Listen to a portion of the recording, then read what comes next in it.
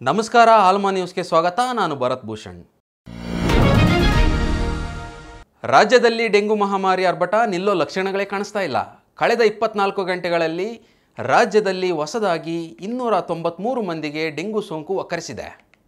ಈ ಮೂಲಕ ಒಟ್ಟು ಸಂಖ್ಯೆ 7840ಕ್ಕೆ ಏರಿಕೆ ಕಂಡಿದೆ. ಒಂದು ವರ್ಷದ ಒಳಗಿನ 2 ಕಂದಮ್ಮಗಳಿಗೆ ಡೆಂಗು ಇರುವುದು ಪತ್ತೆಯಾಗಿದ್ದು ಆತಂಕ ಹೆಚ್ಚಿಸಿದೆ. ಬೆಂಗಳೂರಿನಲ್ಲೇ 118 ಮಂದಿಗೆ ಡೆಂಗು ಸೋಂಕು ತಗುಲಿದೆ. ಸಿಲಿಕಾನ್ ಸಿಟಿ ಡೆಂಗು ಹಾಟ್ಸ್ಪಾಟ್ ಆಗಿದೆ. ಮಂಡ್ಯದಲ್ಲಿ 30, ಧಾರವಾಡದಲ್ಲಿ 15, ಕೋಲಾರದಲ್ಲಿ 14, ದಾವಣಗೆರೆಯಲ್ಲಿ 10 ಹಾಗೂ ಕೊಡಗಿನಲ್ಲಿ 12 ಮಂದಿಯಲ್ಲಿ ಡೆಂಗು ಸೋಂಕು ಕಾಣಿಸಿಕೊಂಡಿದೆ.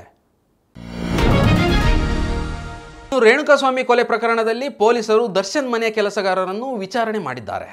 ಬಾಪುಲ್ ಖಾನ್, ಸುಶೀಲಮ್ಮ ಹಾಗೂ ಅಮೀರ್ ಖಾನ್ ವಿಚಾರಣೆ ಮಾಡಿ ದರ್ಶನ್ ಕುರಿತಾಗಿ ಹಲವು ಪ್ರಶ್ನೆಗಳನ್ನು ಕೇಳಿದ್ದಾರೆ. ಕೊಲೆಯಾದ ದಿನ ದರ್ಶನ್ ಮನೆಗೆ ಬಂದಿದ್ದರಾ, ಎಷ್ಟೊತ್ತಿಗೆ ಬಂದಿದ್ದರು ಹಾಗೂ ರೇಣುಕಾಸ್ವಾಮಿ ಎಂಬ ಹೆಸರಿನ ಕುರಿತು ಚರ್ಚೆ ಆಯ್ತಾ ಹಾಗೂ ಕೊಲೆಯಾದ ದಿನ ಮತ್ತು ಮಾರನೇ ದಿನ ಮನೆಗೆ ಯಾರ್ಯಾರು ಬಂದಿದ್ದರು, ಹೀಗೆ ಹಲವು ಪ್ರಶ್ನೆಗಳನ್ನು ಕೇಳಿ ದರ್ಶನ್ ಮನೆಯ ಕೆಲಸಗಾರರಿಂದ ಪೊಲೀಸರು ಮಾಹಿತಿಯನ್ನು ಪಡೆದುಕೊಂಡಿದ್ದಾರೆ.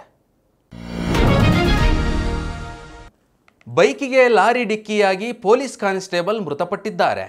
ಹೊಸಕೋಟೆ ಹೊರವಲಯದ ಚನ್ನಸಂದ್ರದ ಬಳಿ ಘಟನೆ ನಡೆದಿದೆ. ಅನುಗೊಂಡನಹಳ್ಳಿ ಪೊಲೀಸ್ ಠಾಣೆಯ ಕಾನ್ಸ್ಟೇಬಲ್ ದಾದಾಪೀರ್ ಮೃತ ದುರ್ದೈವಿ. ನಿನ್ನೆ ಕರ್ತವ್ಯ ಮುಗಿಸಿಕೊಂಡು ಮನೆಗೆ ತೆರಳುತ್ತಿದ್ದ ವೇಳೆ ಬೈಕ್ಗೆ ಹಿಂಬದಿಯಿಂದ ಲಾರಿ ಡಿಕ್ಕಿ ಹೊಡೆದಿದೆ. ಲಾರಿ ಗುದ್ದಿದ ರಭಸಕ್ಕೆ ಕಾನ್ಸ್ಟೇಬಲ್ ದಾದಾಪೀರ್ ಸ್ಥಳದಲ್ಲೇ ಮೃತಪಟ್ಟಿದ್ದಾರೆ.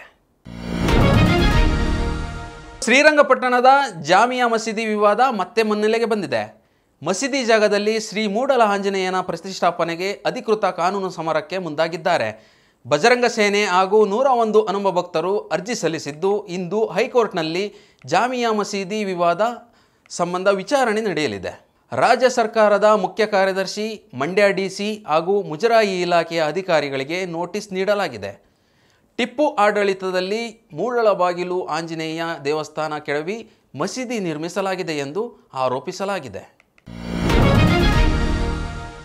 ಕಾಂಗ್ರೆಸ್ ಸರ್ಕಾರದ ವಿರುದ್ಧ ಮಾಜಿ ಸಚಿವ ರಮೇಶ್ ಜಾರಕಿಹೊಳಿ ತೀವ್ರ ವಾಗ್ದಾಳಿ ನಡೆಸಿದ್ದಾರೆ.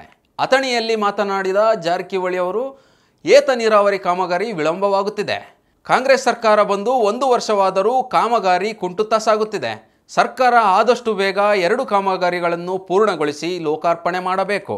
ಇಲ್ಲವಾದಲ್ಲಿ ಉಗ್ರ ಹೋರಾಟ ಮಾಡುವುದಾಗಿ ಎಚ್ಚರಿಕೆ ನೀಡಿದರು. ನೀರಾವರಿ ಯೋಜನೆಗಳಲ್ಲಿ ಸರ್ಕಾರ ರಾಜಕೀಯ ಮಾಡಬಾರದು. ಮುಂಬರುವ ಅಧಿವೇಶನದಲ್ಲಿ ಈ ಬಗ್ಗೆ ಪ್ರಶ್ನಿಸುವುದಾಗಿ ರಮೇಶ್ ಜಾರಕಿಹೊಳಿ ತಿಳಿಸಿದ್ದಾರೆ.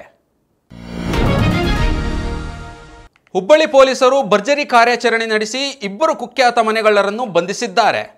ಕದಿಮರಿಂದ 19 ಲಕ್ಷ ಮೌಲ್ಯದ ಸ್ವತ್ತು ವಶಪಡಿಸಿಕೊಂಡಿದ್ದಾರೆ. ಗೋಕುಲ್ ರೋಡ್ ವ್ಯಾಪ್ತಿಯಲ್ಲಿ ಜೂನ್ 20ರಂದು ನಡೆದಿದ್ದ ಕಳ್ಳತನ ಸಂಬಂಧಿಸಿದಂತೆ ಬಂಧಿತರಿಂದ 220 ಗ್ರಾಂ ಬಂಗಾರ, 1 ಲ್ಯಾಪ್ಟಾಪ್ ಹಾಗೂ 2 ಬೈಕ್ ಸೇರಿದಂತೆ ಕಳ್ಳತನಕ್ಕೆ ಬಳಸಿದ ವಸ್ತುಗಳನ್ನು ವಶಪಡಿಸಿಕೊಂಡಿದ್ದಾರೆ. ವಿಚಾರಣೆ ವೇಳೆ ಈ ಚಾಲಕಿಗಳು ವಿವಿಧ ಕಡೆ ಕಳ್ಳತನ ಮಾಡಿರುವ ಅಂಶ ಬಯಲಾಗಿದೆ. ಇದಿಷ್ಟು ಇವತ್ತಿನ ಸುದ್ದಿ. ಇನ್ನಷ್ಟು ಸುದ್ದಿಗಾಗಿ ನೋಡ್ತಾ ಇರಿ ಆಲ್ಮಾ ನ್ಯೂಸ್ 24.